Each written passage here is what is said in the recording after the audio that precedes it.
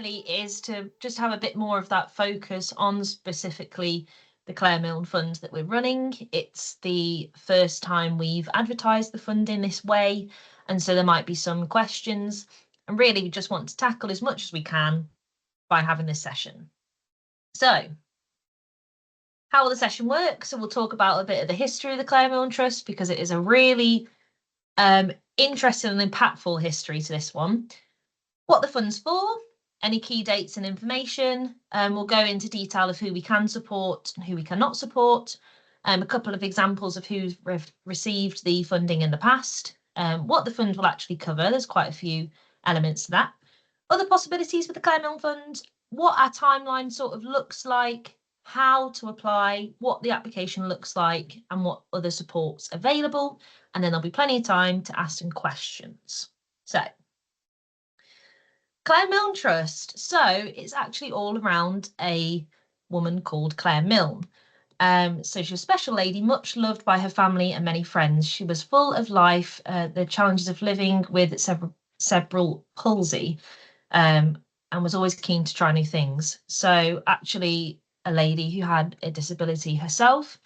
And actually in 1998, Clare received significant funds from the estate of her famous grandfather, A.A. Milne. Obviously the author and creator of Winnie the Pooh. And so Clare and her mother Leslie then decided to use that money to create a charity, create the trust, which was established in 1999 to help people with disabilities. They started awarding grants in 2002.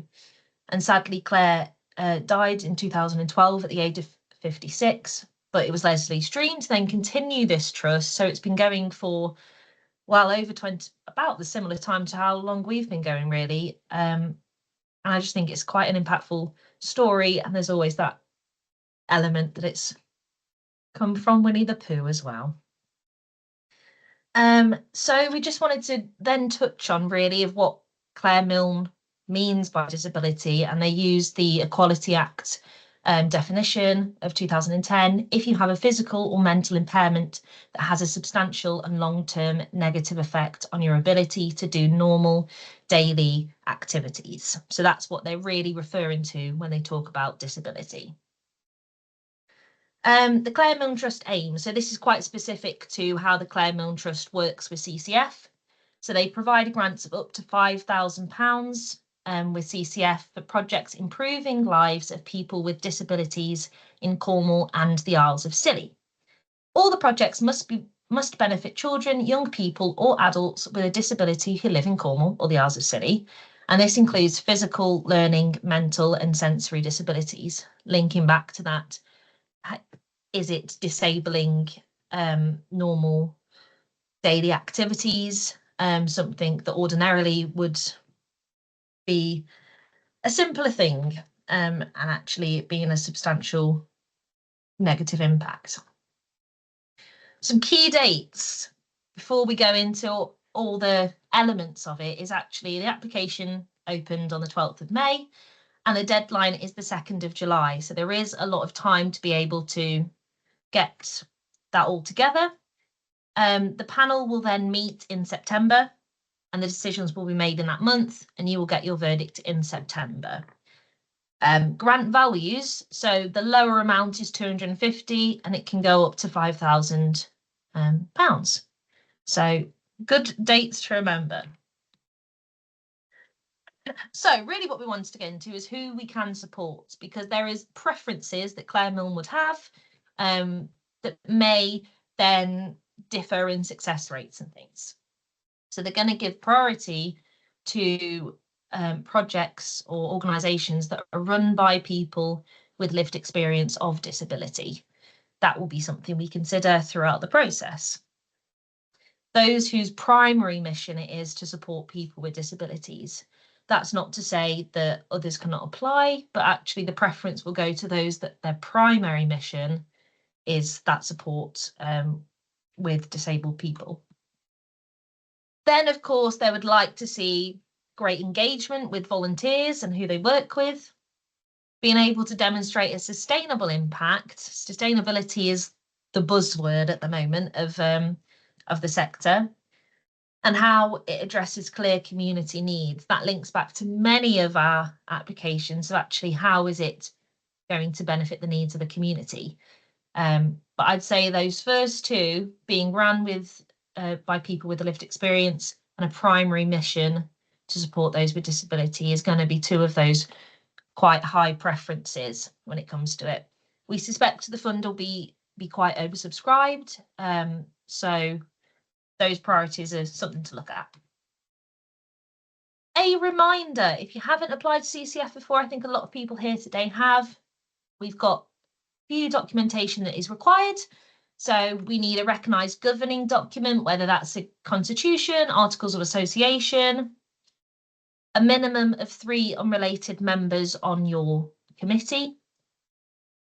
And then we ask if your details need to be registered. So if it's a charity with charity commissions, CIC with Companies House, that's all up to date. We ask for a safeguarding policy to be in place. That's the only really major policy that we ask for. A bank account and a bank statement. We ask that we have your end year accounts and that your bank statement was in the last 3 months. So just making sure you're using that time in the application that you've got all those together, because sometimes actually not having those attached or not having the right one attached can then be an issue. It can slow down the process. Sometimes we've got given a safeguarding policy that was from 5 years ago and haven't been reviewed since. So making sure you're actually connecting the right stuff. So we've touched on who we can support. There are obviously a few elements that we cannot at the moment. So majorly when it comes to work with CCF, obviously we're the Cornwall Community Foundation, so we need to ensure that the money will stay in Cornwall and is for activities for Cornwall and the Isles of Scilly. I suppose a big one at the moment is projects that address mental health challenges not classified as disabilities.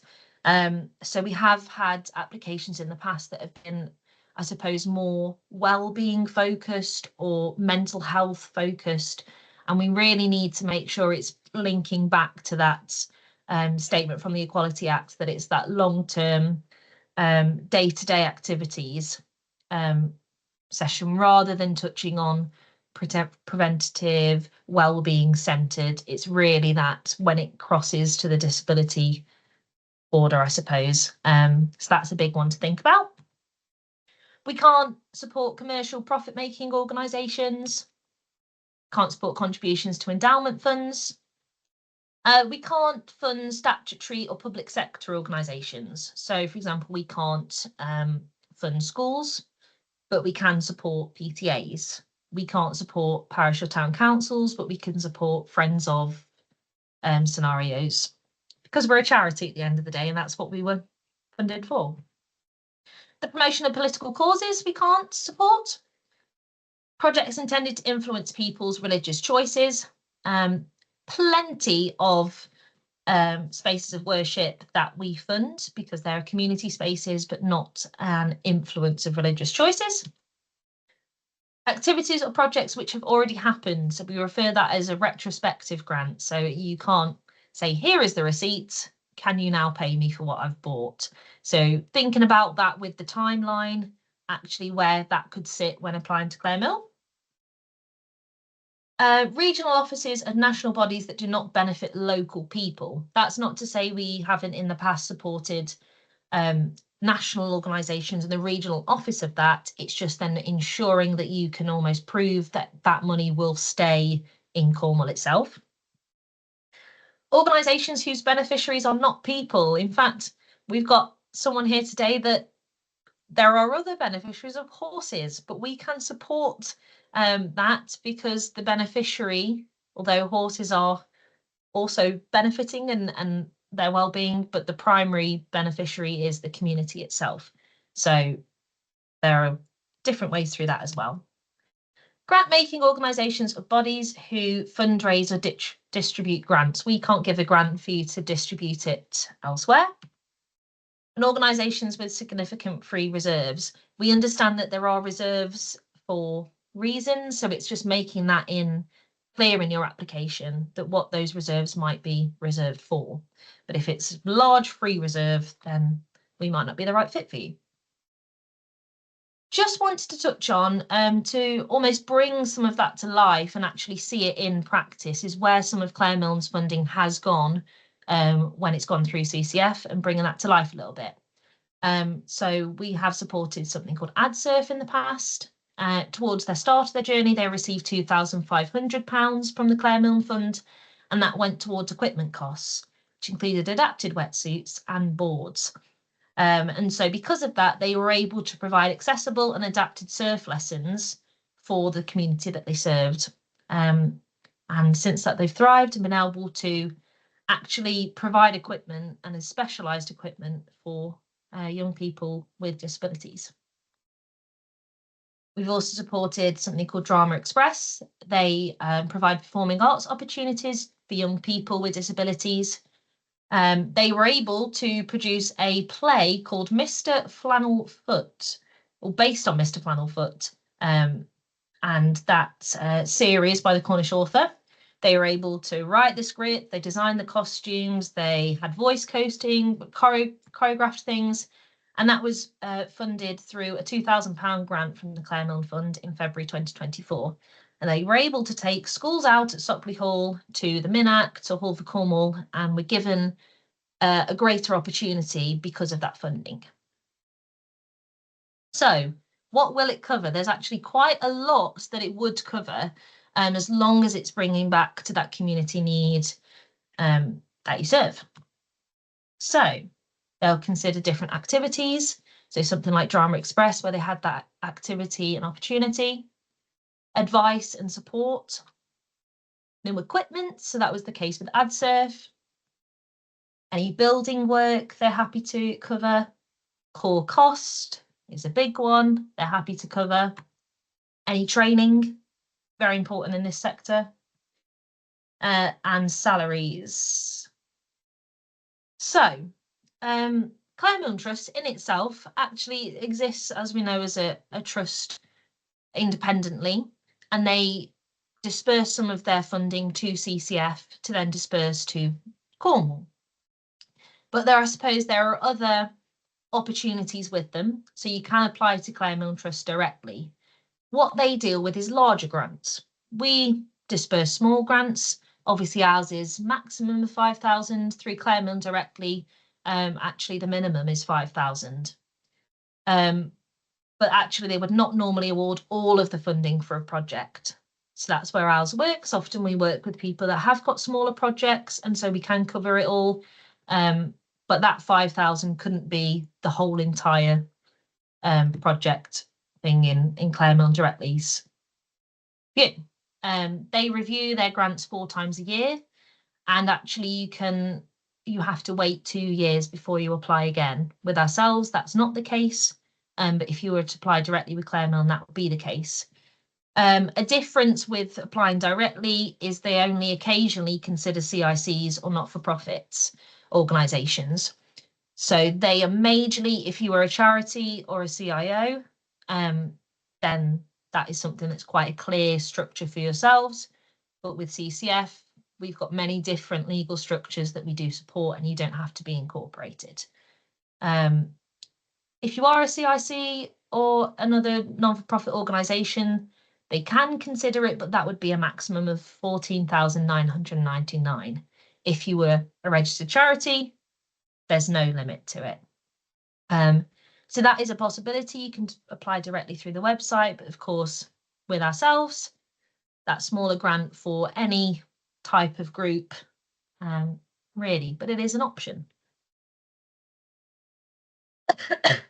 How our process works is it's quite a basic online application. We know you haven't got heaps of time to spend on funding. We didn't get into this wanting to be bid writers. You know, you're doing your on the ground work. That gets sent to the assessors. Specifically, it gets sent to Wouter for Clare Milne. And what we'll then really do is we'll take the time to ask questions. So between that July and September period, keep your emails open because we may well ask further questions. Not every funding provider can do that. They don't have the capacity, but sometimes there is nothing worse if you would just ask the question and you could have answered it. Then it's sometimes the difference with different funding providers that might just go into an unsuccessful pile, and you just wish they'd have asked you those further questions. So we'll always do that. We'll pop it in an email and either say when would be a good time to have a phone call about this, or just reply to the email with the answers. Just so that our assessors are then going into, in this case, in the panel in September, with that best, most formal view and clear view of what your group is and what that project is. So that assessment period will be, in this case, July to September. September, the panel will meet, and they'll make some decisions on who they can and can't provide the funding for. You get informed of your decision, and hopefully you receive the grant. Usually we then say a year period for the start and the end, and then at that end period of the end of the project, you'll get sent an end of grant report form to inform us what you did with the money, what happened with it, and some photos and things like that. So actually the process itself is quite a simple one. I just wanted to show you a bit of a snapshot of what the actual application looks like, because sometimes unless you've actually clicked onto it and started completing, you won't know what it looks like. So taking a little snapshot there, you can see it asks for general information to the main contact, your start date, what type of organisation you are, whether you're part of a larger regional or national organisation. The ones in bold here, I've indicate they're the ones that would have some written word count of 100 words each. So we'll ask for your overall aims and objectives of the organisation itself, your staff and volunteer numbers, bits about your accounting, and then it'll go specifically into your project itself. So actually, when would the funding start and end? Where are you tackling those challenges? What local authority are you part of? And then it'll ask you how you will spend this grant. So that's actually a written part as well. It'll ask you about the disadvantages and needs in the area, ask you about how people with disabilities are involved in the design and development. That's that engaging volunteers part, that lived experience element that is prioritised. And then it'll ask you about the impact that you think it would have. So the positive changes the grant would make to the lives of people you work with in this project. Some outcome and indicators, sometimes that's a tricky part, but just trying to show your primary beneficiaries. And then it will go into the budget. So a bit of a budget breakdown, the total cost, how much money you're applying to with us, how much funding you're looking for elsewhere, and then that link of the supporting documents as well. And then finally, I suppose how I can help through that process. So as I said, as community outreach officer, I'm there to give that extra layer of support. So put some QR codes on there. You can book a one-to-one support session with me. We could talk through any questions that you have, talk through the application itself. Signing up to our newsletter is just a great way for general CCF updates of what other funding we have. We've got workshops like today. Fantastic. You're on one. Amazing. And then we also have some drop-in sessions as well throughout the county. And my contact details are there, but really that extra layer of support, if you ever have any accessibility needs that you need to just talk through something, or there's any way we can help you complete the application fitting to your needs, then that's something we can completely do as well.